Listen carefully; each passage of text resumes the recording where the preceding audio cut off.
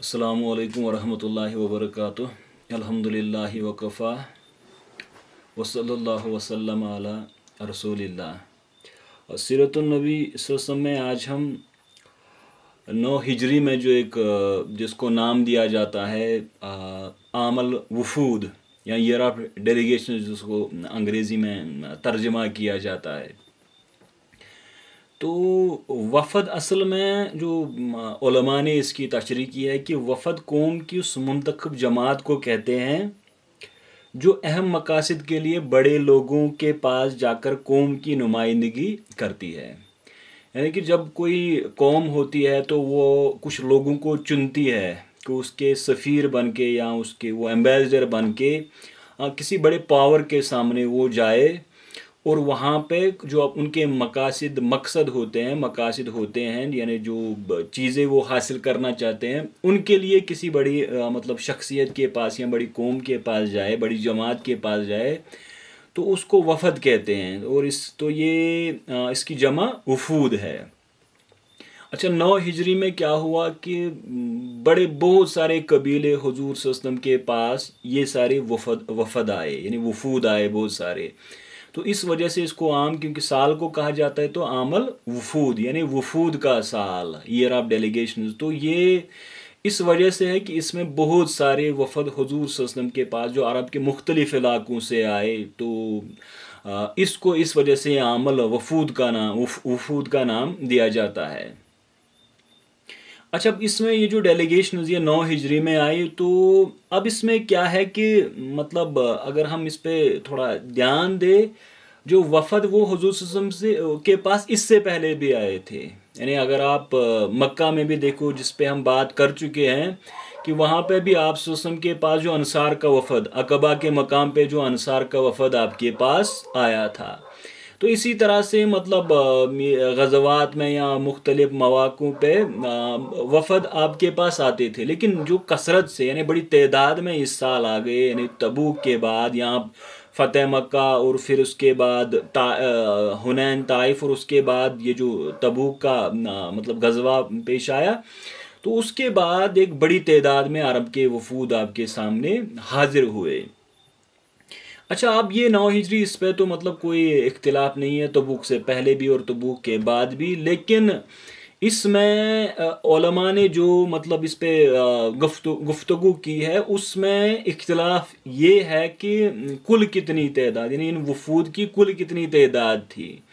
تو اس میں کچھ تو جو ہماری یہاں حدیث کی مشہور کتابیں، تو ان میں بہت کم وفود کے بارے میں ذکر آتا ہے، لیکن کچھ میں 60 تک، اور پھر کچھ کتابیں تو جو 100 تک 100 یعنی 100 یا اس سے زیادہ وفود کے بارے میں بات کرتی ہے، وہ جو علماء ہیں بات کرتے ہیں۔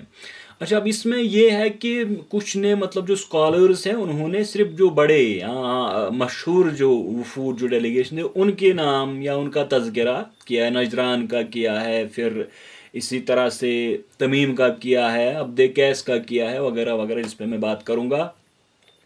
لیکن کچھ نے سارے وفود کا، ابن کثیر نے یا علامہ شامی وغیرہ نے، جنہوں نے بڑی تعداد میں یعنی 60 بلکہ 100 وفود کا ذکر ملتا ہے۔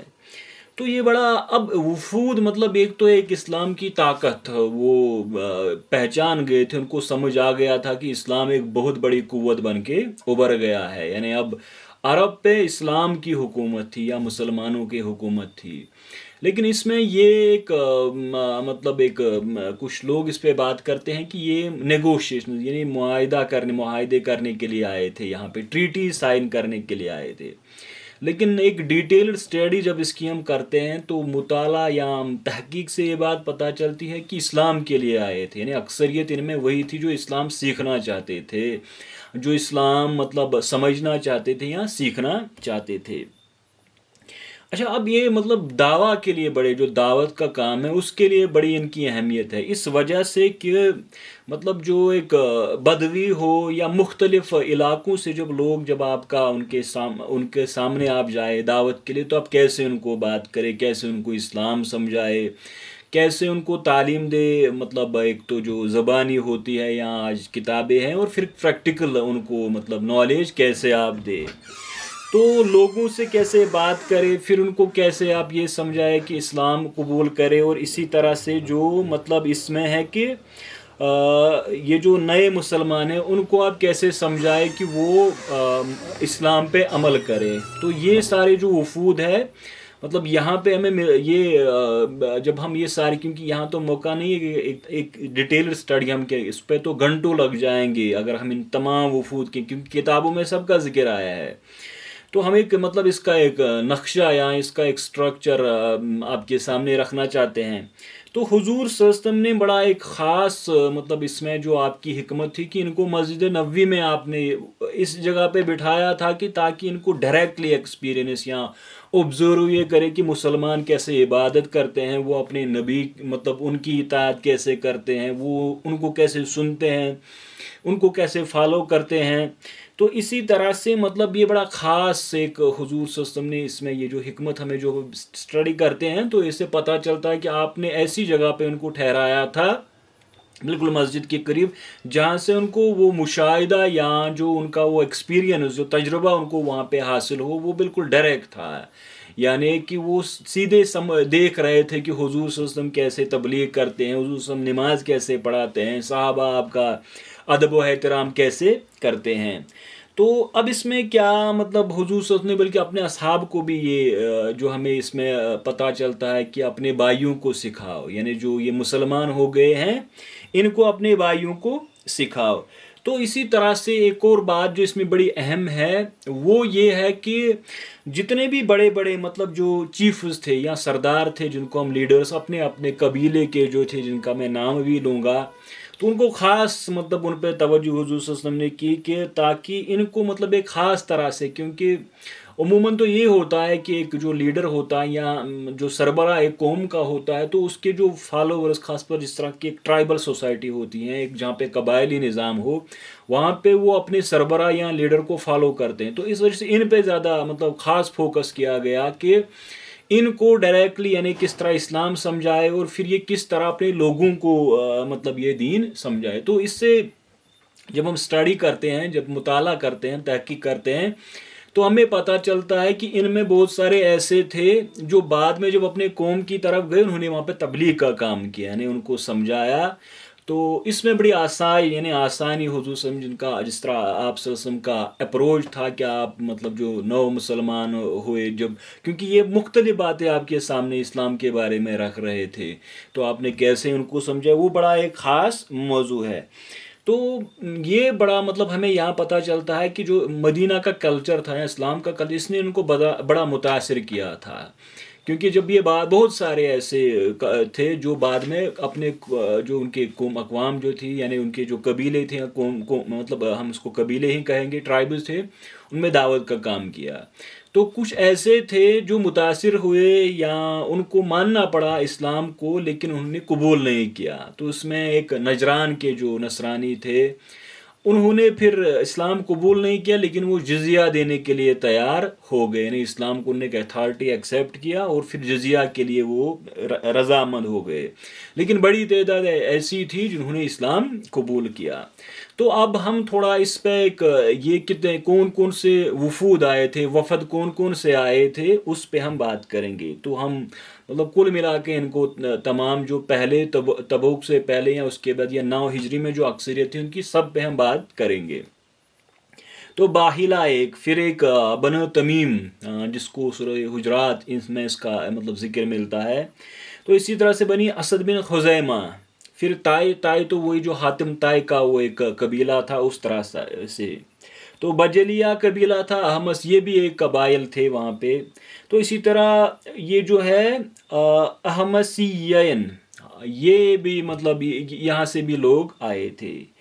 پھر خصام اسی طرح سے بنی سعد بن بکر، پھر ثقیف، پھر اسی طرح سے دارین، پھر اسی طرح سے بنی عامر بن سمسا، اسی طرح سے بنی حنیفہ، پھر نجران کے، کندہ کے، اسی طرح حضر موت کے، اور پھر اسی طرح سے مدہج کے. تو اسی طرح سے ہم عذرا کا، پھر بنو فزارہ کا، تاجب کا، کلاب کا، بلی، اسی طرح سے نخا، حمیر، ایلا، بکا، یہ مطلب قبائل تھے جو یہاں پہ پہنچے. اچھا تمیم عبد قیس اس میں ایک اور تھے، تمیم کا تو ہم پہلے ہی ذکر کر چکے. پھر فروا، زبید، یہ قبائل تھے.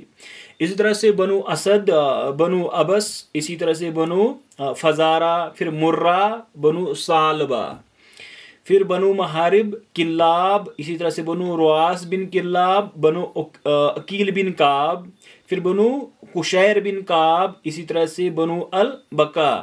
تو پھر کنانہ، یہاں سے بھی ڈیلیگیشن انہیں وفد آیا تھا. ازجا، اسی طرح سے باہلا، بنو سلائم، بنو ہلال بن عامر، پھر بنو بکر، بنو وائل، اسی طرح سے بنو تغلیب. پھر یمن سے ایک ڈیلیگیشن آپ صلی اللہ علیہ وسلم کے پاس آیا تھا. اس طرح سے خولان، جوفی، بنو ازد، جو کہ مطلب ایک بڑا ایک جو قبیلہ تھا، اور پھر بعد میں ان کا ایک مطلب ازدی ایک بڑا ہسٹورین بھی رہا ہے. اسی طرح سے کندہ، جس کا ہم پہلے ذکر کر چکے ہیں. پھر صادف، حسین اور سبا. یہ میں نے کچھ ایسے مطلب تقریباً یہ 60 یا 65 کے بنتے ہیں، لیکن کتابوں میں 100 کے قریب ان تمام وفود کا ذکر آیا ہے. اچھا اب اس میں تھوڑا ہم نجران مثال کے طور پر ایک قبیلے کا ہم ذکر کریں گے، نجران. تو یہاں سے وہ مطلب اہل کتاب کے لوگ آئے تھے. تو پہلے وہ سونا اور ریشم پہن کے آئے تھے، تو حضور صلی اللہ علیہ وسلم نے ان کو توجہ نہیں دی. دوسرے دن وہ پھر کپڑے یا یہ زیورات اتار کے آئے.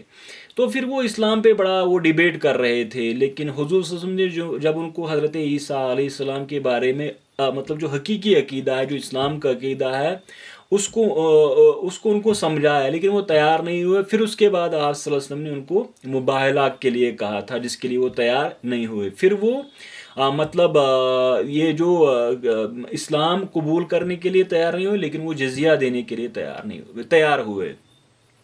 تو ایک بڑا ایک مطلب جب ہم ان تمام قبائل کی ایک ڈیٹیلڈ اسٹڈی کرتے ہیں، تو اس سے ہمیں پتہ چلتا ہے کہ کس طرح وہ اسلام کو سمجھ رہے تھے، اور جو حضور صلی اللہ علیہ وسلم ہے وہ ان کو کیسے اسلام سمجھا رہے تھے. پھر جو پریکٹیکل یعنی جو عبادات، جو صحابہ تو برسوں سے وہ سیکھ کے آئے تھے. اچھا پھر ان کو کیسے اسلامی تعلیمات حضور صلی اللہ علیہ وسلم ان کو سمجھا رہے تھے، اور پھر وہ کیسے اپنے قبائل میں جا کے مطلب اسلام کی تبلیغ کر رہے تھے. تو وفود بڑا ایک جو پورا ایک عرب، جزیرۃ العرب تھا، اس میں اسلام مطلب اس سے پورا داخل ہو گیا، یعنی ہر جگہ اسلام اس سے پہنچ گیا. اور یہ وہی تھا کہ جب حضور صلی اللہ علیہ وسلم نے مطلب مکہ، جو مدینہ، مکہ، طائف، اس طرح خیبر تک، اور پھر یہاں جو مختلف دور دور کے علاقے تھے، وہاں پہ آپ صلی اللہ علیہ وسلم نے اسلام کو قائم کیا. تو پھر ضروری ہے کہ جو باقی بھی وہ بھی متاثر ہو رہے تھے. لیکن یہ ایک تھا کہ یہ مسجد نبوی میں آپ صلی اللہ علیہ وسلم کے پاس آتے تھے اور اسلام کے بارے میں جاننا چاہتے. آپ صلی اللہ علیہ وسلم ان کو اسلام سمجھا رہے تھے. تو جب یہ اسلام سمجھ رہے تھے تو صحابہ بھی اس میں مطلب حضور صلی اللہ علیہ وسلم صحابہ کو بھی کہہ رہے تھے کہ اپنے بھائیوں کو سمجھاؤ. یہ سارے لوگ یہاں پہ مطلب اکثریت ان میں وہی تھی جن کا ہم نے نام لیا. انہوں نے اسلام قبول کیا، اور پھر یہ تمام اپنے اپنے علاقوں میں مطلب یہاں سے پہنچ گئے جب انہوں نے دین کا کام کیا. تو اسلام پورا جزیرۃ العرب میں مطلب اس جگہ سے جا کے آپ سمجھے کہ پورا ایک اس پہ تو بعد میں بڑی اسٹڈی کی ان کا اسلام میں ردا میں کیا مثال بنو حنیفہ جیسے مسیلمہ کذاب جو آیا تھا، وہ نے حضور صلی اللہ علیہ وسلم سے کہہ رہا تھا کہ مجھے آپ اپنے بعد مطلب خلیفہ نامزد کریں. تو یہ ایسے مطلب کچھ لوگ جو اس طرح سے باتیں کر رہے تھے. تو پھر وہ الگ ہے کہ ان میں کیا رول رہا، مثال ردا میں کیا رہا. پھر جب اسلام مطلب ایران میں یا پھر اس طرح جو مشرق اور مغرب میں جو پھیلا، اس میں ان کا کیا رول رہا وہ. لیکن یہ یہاں پر یہ آئے تھے اور انہوں نے حضور صلی اللہ علیہ وسلم اسلام کے بارے میں بات کی. تو آپ کو کتابوں میں پورا ڈیٹیلڈ ملا، سبل الہدیٰ و رشاد یا ابن کثیر وغیرہ وغیرہ، یہ تمام انہوں نے اس پہ بڑی ڈیٹیلڈ بات کی ہے. تو ہم نے مختصر اس کا ایک خاکہ آپ کے سامنے رکھ دیا ہے کہ یہ کتنے کب آئے تھے، اور پھر یہ کہاں کہاں سے، یعنی مشرق مغرب تمام سے، شمال جنوب ہر علاقے سے، اور زیادہ تر تو یہی مطلب یہ جو قبائل سے تعلق رکھتے دور دور کے علاقوں سے آ رہے تھے. ہر جگہ سے یہ قبیلے حضور صلی اللہ علیہ وسلم کے پاس، اور اکثریت ان میں تھی جو اسلام سیکھ کے یہاں سے گئے. تو انشاءاللہ تعالی ہم اگلے جو ہمارا اس کے بعد اب نیکسٹ پارٹ ہوگا، تو اس میں ہم حجۃ الوداع جو حضور صلی اللہ علیہ وسلم کا مطلب جب آپ مکہ حج کے لیے گئے، اس سے پہلے جو حضرت ابوبکر کی قیادت میں حج مطلب کا فریضہ انجام دیا گیا، اس پہ ہم بات کریں گے. اور آج ہم اسی پہ اس کو مطلب اختتام کرتے ہیں. وآخر دعوانا الحمد للہ رب العالمین. والسلام علیکم ورحمۃ اللہ وبرکاتہ.